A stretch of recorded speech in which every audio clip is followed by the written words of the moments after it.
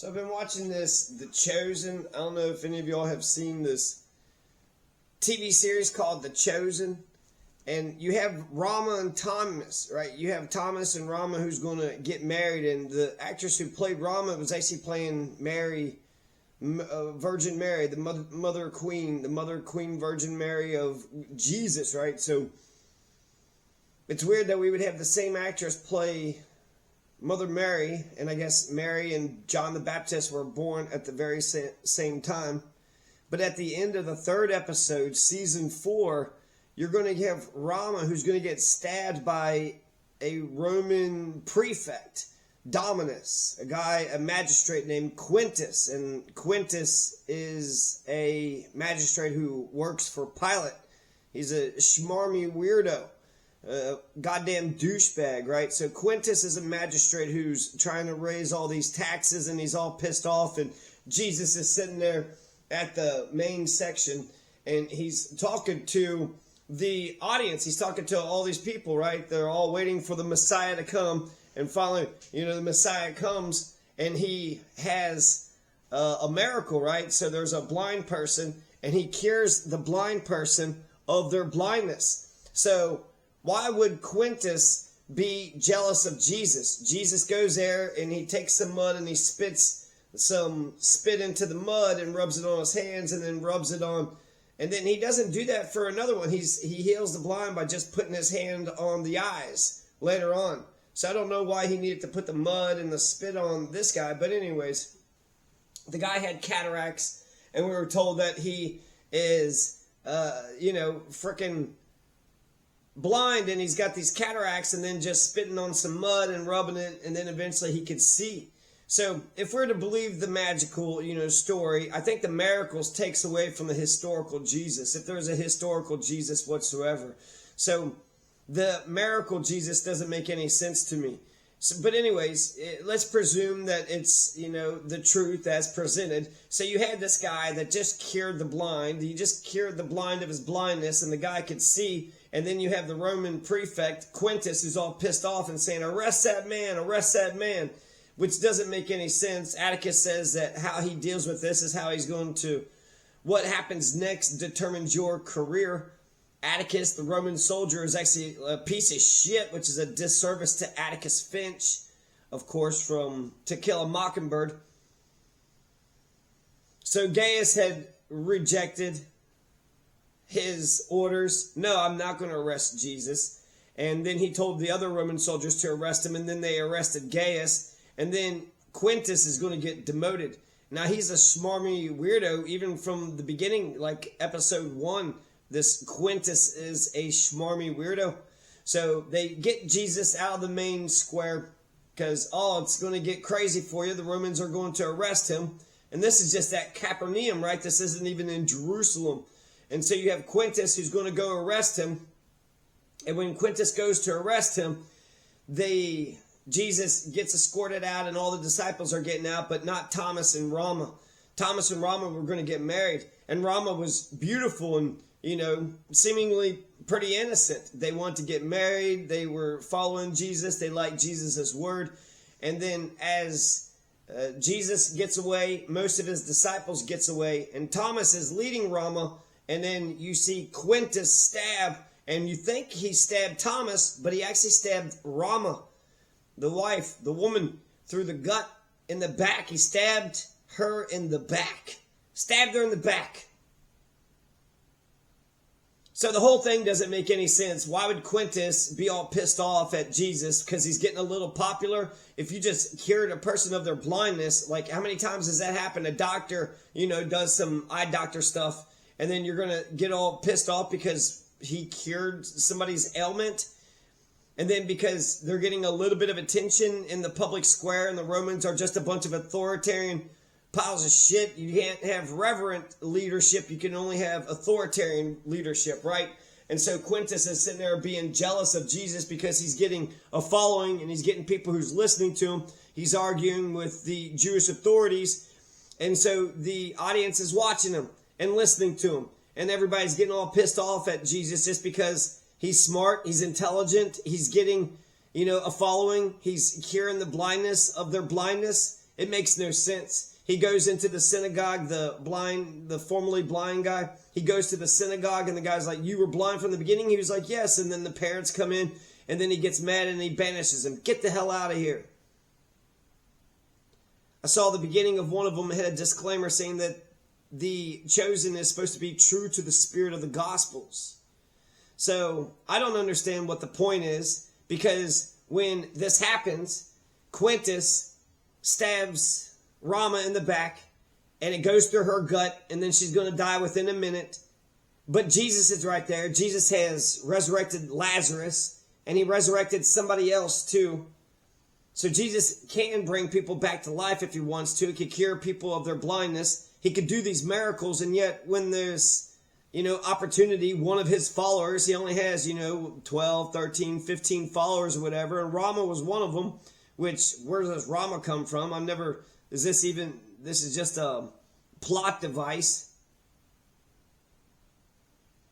Then apparently, according to the chosen, Jesus says it's not her time. Thomas is like, can't you do something? And Jesus just kind of shrugs his shoulder. Like right there, as soon as she dies, he's like, this isn't her time. It's not her time for what? It's not her time. It makes no sense. It's not her time to live. It's not her time. That's the only time she's going to live. That's the only time she's going to be. Earlier in the beginning of season 4, episode 1, Ramah was pregnant. I think she was Mary mother. So it doesn't, first the same actress as, symbolically the mother of Jesus, and then the mother of Jesus gets stabbed. It doesn't make any sense. What he says doesn't make any sense. It's ridiculous. If you have the power to heal, then why wouldn't you, you could bring Lazarus back to life, but you're not going to bring Ramah back to life? And then she just dies right there. And then for a plot device, that's going to, it answers why Thomas is doubting Thomas. Yeah, right. Jesus isn't dead. So it answers that question. And then it also explains why Quintas is going to get demoted later on. And they're going to have the same conversation later on. But they're like, well, let's just talk about it later. It makes no sense. He let Ramah die. If he could truly bring Lazarus back from the dead, then he could bring Ramah back from the dead. To say that it's not her time is to say that it's not her time to live. These people are pro-life. In what way is that pro-life? Like, what the fuck? It's not her time to live. It's a time of war, and war is only for men. It doesn't make sense. It doesn't make any logical sense. Unless, they're trying to say a time of war is only for men. But who will have the babies, right? Who will work in the factories and at home, and women can fight as well. So even if it was a time of war, women can fight. So I don't understand. Lazarus was resurrected. There was another one that was resurrected too. And only 2 people in the Bible were ready. It's their time. It was Lazarus' time to be alive, to rise from the dead. Why wasn't Ramah? What, Thomas doesn't get to be happy? It doesn't make any sense. I heard one theory that said that it's a story of male characters. Ramah used a plot device to kill Ramah. It was a plot device, right, to make Thomas, the disciple, doubting Thomas, to demote Quintas and etc., something else.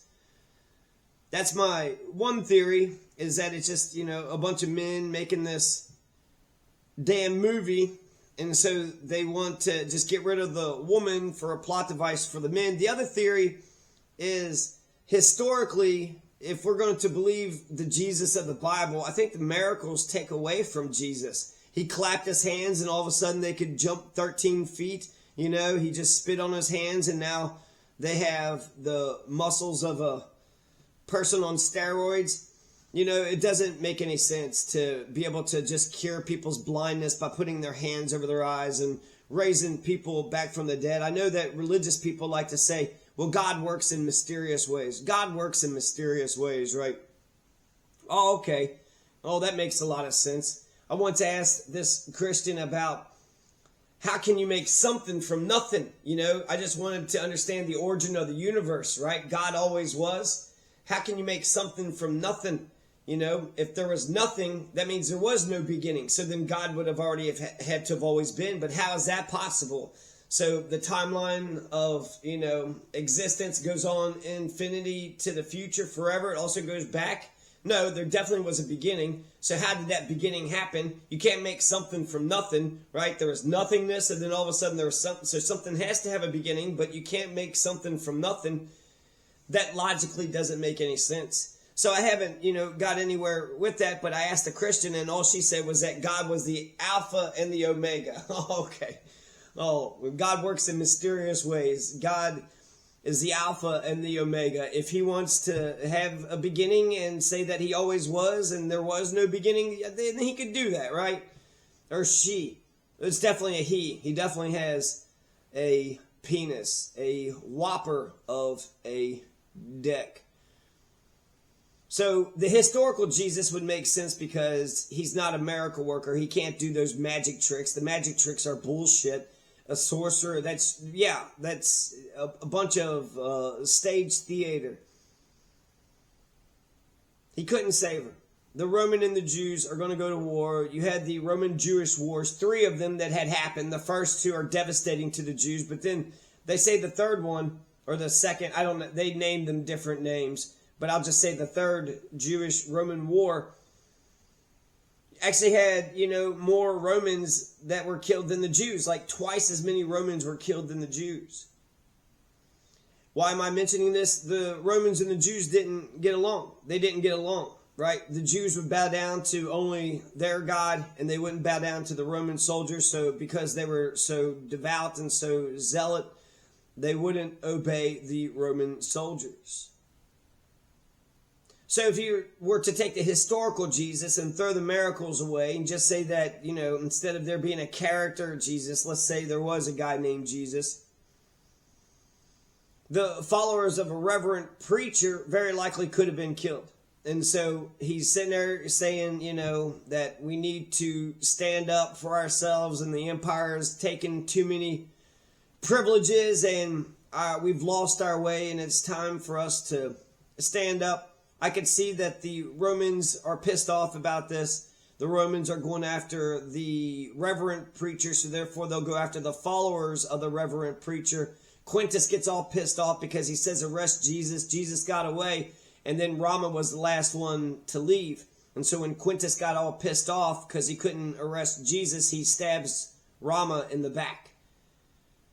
So that only makes sense if Jesus isn't a miracle person, not doing the magic tricks. You throw the miracles in the garbage and he's a historical figure, which I'm not 100% on that either. In fact, when it came to the massacre of the innocents, I didn't think that Jesus actually existed because Moses was born during the massacre of the innocents. There was a bunch of innocent babies that were killed when Moses was born, and then there was a massacre of the innocents when Jesus was born. And right now in Palestine, you have a massacre of the innocents. So are we having a Moses and a Jesus and Muhammad? Who's the next Savior? Who's the next Messiah? Is it going to come out of Jerusalem, Israel, Palestine? So who inherits the earth? It's going to come out of Palestine. Jesus has a pacifist philosophy, turn the other cheek, so one of his followers gets killed and he says no bloodshed. And it makes sense because if you have 15 people and you declare war on Rome with just 15 people, well, you're not going to get anywhere with that. MLK was for non-violence. The wicked bloodshed of Quintas was despicable, wretched, disturbing. It shows the wickedness of Romans. I absolutely hated the scene. There was one guy who stood up and was going to defend Ramah and, attack the Roman soldier who had killed her. He was the only one that was doing right.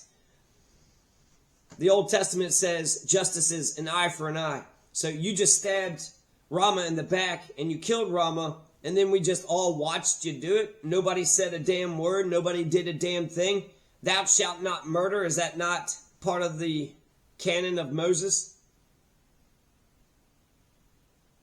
Because my philosophy is injustice anywhere is a threat to justice everywhere. And so long as a bully Quintus, the magistrate, the Romans, can kill willy-nilly, they're going to continue to kill.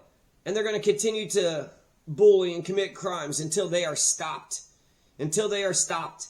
And so, if he's a historical figure, I can at least make sense of the scene, because it makes no sense if he's this magical person who does these miracles. Oh, he's a magical person who does miracles, and then one of his followers, one of the people that said he's going to get mad later on because they don't have the faith, that the Gaius, the new Roman prefect has.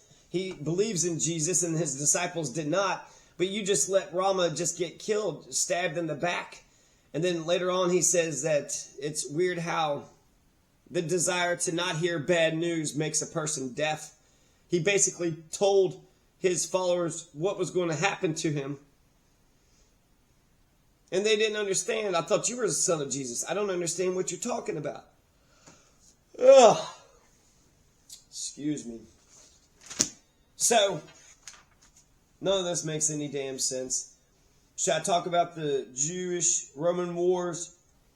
Because that's, fascinating. The Jewish folks are going to get slaughtered, and they're going to get, removed from their homeland and lose all their property. They're going to destroy the temple, and then they're going to have to live on the margins of society.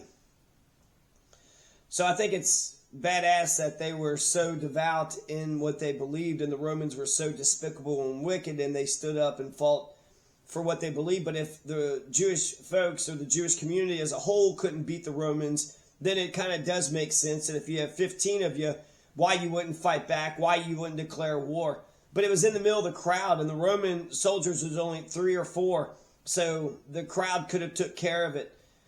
Jesus and his followers could have took care of it. There was one guy that was, pissed off, and he was going after him. He was, so pissed he was going to go attack the guy. That's what they all should have done. That's precisely what they all should have done. But the magical Messiah of Matthew, Mark, Luke, and John, he couldn't resurrect Ramah, and then he just said it's not her time. Oh, it's not her time. That doesn't, God is mysterious. He's the Alpha and the Omega, so just, believe in whatever he fucking says.